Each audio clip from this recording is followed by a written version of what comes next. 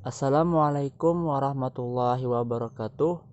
Perkenalkan, kami dari kelompok 6 yang beranggotakan saya sendiri, Rifki Hansari, dan teman saya Hamidah.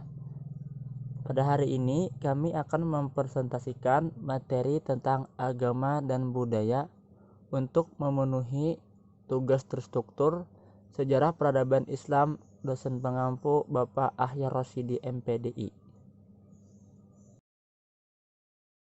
Baiklah, pada kesempatan kali ini kita akan membahas 3 topik, di mana yang pertama yaitu pengertian agama dan budaya, yang kedua hubungan agama dan budaya, dan yang ketiga kedudukan agama dan budaya. Kita masuki materi yang pertama yaitu pengertian agama dan budaya. Kata agama berasal dari bahasa Sanskerta, dari kata a berarti tidak dan gama berarti kacau. Kedua kata itu jika dihubungkan berarti sesuatu yang tidak kacau. Jadi, fungsi agama dalam pengertian ini memelihara integritas dari seseorang atau sekelompok orang yang hubungannya dengan Tuhan, sesamanya, dan alam sekitarnya tidak kacau.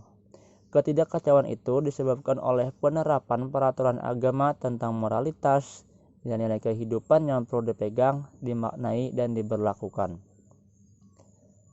Terdapat juga kata religion yang berasal dari kata religio, yang berakar pada kata religer yang berarti mengikat. Dalam pengertian religio termasuk peraturan tentang kebaktian, bagaimana manusia mengutuhkan hubungannya dengan realitas tertinggi dalam penyembahan dan hubungannya secara horizontal. Islam juga mengadopsi kata agama sebagai terjemahan dari kata ad-din yang dimaksudkan dalam Al-Quran surah 3 ayat 19. Agama Islam disebut din dan al-din sebagai lembaga ilahi untuk memimpin manusia supaya manusia mendapatkan keselamatan dunia dan akhirat. Lanjut, kata budaya diambil dari bahasa Sanskerta yaitu budaya, yang mempunyai arti bahwa segala sesuatu yang ada hubungannya dengan akal dan budi manusia. Secara harfiah, budaya ialah cara hidup yang dimiliki sekelompok masyarakat yang diwariskan secara turun-temurun kepada generasi berikutnya. Adapun perbedaan antara agama, suku, politik, pakaian, lagu, bahasa, bangunan, maupun karya seni itu membuat terbentuknya suatu budaya. Budaya menurut Trenholm dan Jensen adalah seperangkat nilai, norma, kepercayaan, dan adat istiadat, aturan dan kode yang secara sosial mendefinisikan kelompok-kelompok orang, mengikat mereka satu sama lain, dan memberi mereka kesadaran bersama.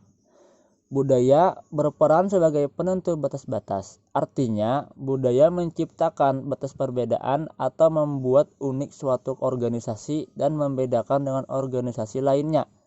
Identitas budaya memuat rasa identitas suatu organisasi. Baiklah, kita masuki materi yang kedua yaitu hubungan agama dan budaya. Dalam awal perkembangannya, agama-agama di Indonesia telah menerima akomodasi budaya. Seperti halnya dalam agama Islam, dalam perkembangan dulu dapat dijelaskan dengan dua konsep. Pertama, Islam sebagai konsepsi sosial budaya dan Islam sebagai realitas budaya. Islam sebagai konsepsi budaya ini oleh para ahli sering disebut dengan Great Tradition. Sedangkan Islam sebagai realitas budaya disebut dengan Little Tradition atau Local Tradition atau juga Islamic, bidang-bidang yang Islamik yang dipengaruhi Islam.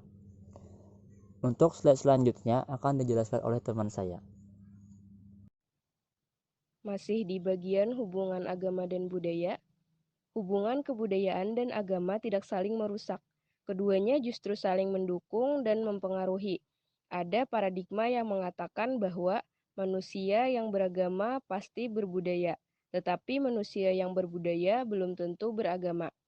Jadi agama dan kebudayaan sebenarnya tidak pernah bertentangan, karena kebudayaan bukanlah sesuatu yang mati, tapi berkembang terus mengikuti perkembangan zaman. Demikian pula agama selalu bisa berkembang di berbagai kebudayaan dan peradaban dunia.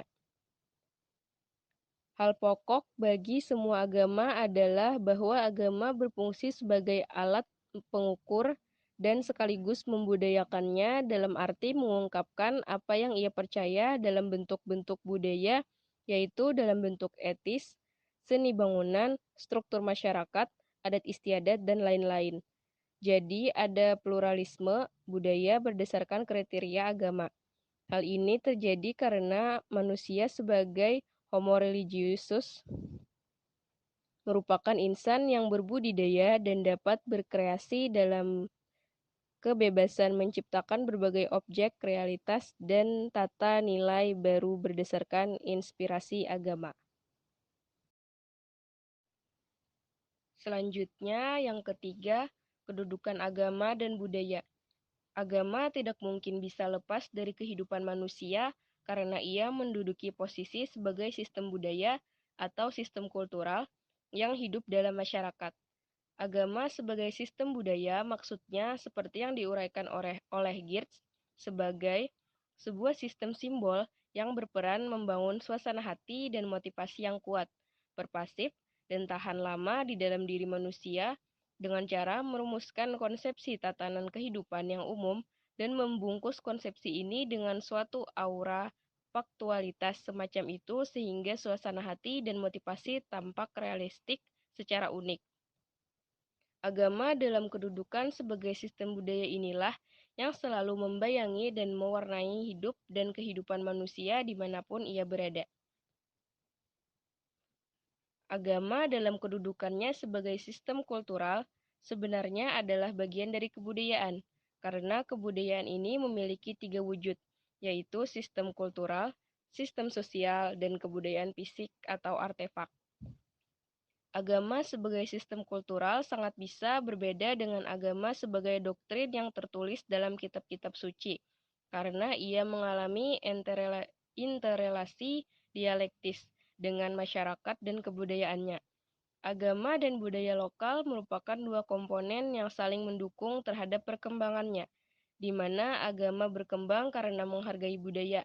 Begitu pula budaya tetap eksis karena mengalami pembauran dengan ajaran agama. Agama tidak serta-merta menghapus budaya dalam masyarakat, yang beberapa memang tidak sesuai dan bertolak belakang dengan nilai-nilai agama. Akan tetapi, agama lebih menggunakan budaya untuk media dakwah sekaligus masuk dalam budaya dengan menyesuaikan apa yang boleh atau sesuai dengan ajarannya. Di sini agama berperan untuk memfiltrasi berbagai norma dan nilai dari kebudayaan, misalnya budaya wayang, tumpengan, dan sebagainya. Dari sini dapat pemahaman bahwa kedudukan agama dan budaya dalam masyarakat yang begitu kuat tidak dapat dipisahkan, terutama pada bangsa Indonesia, karena hal itu sudah mendarah daging di Indonesia. Demikian presentasi dari kami. Semoga apa yang kami sampaikan bisa bermanfaat untuk kita semua. Amin. Terima kasih atas perhatiannya. Wabillahi taufiq wal hidayah. Wassalamualaikum warahmatullahi wabarakatuh.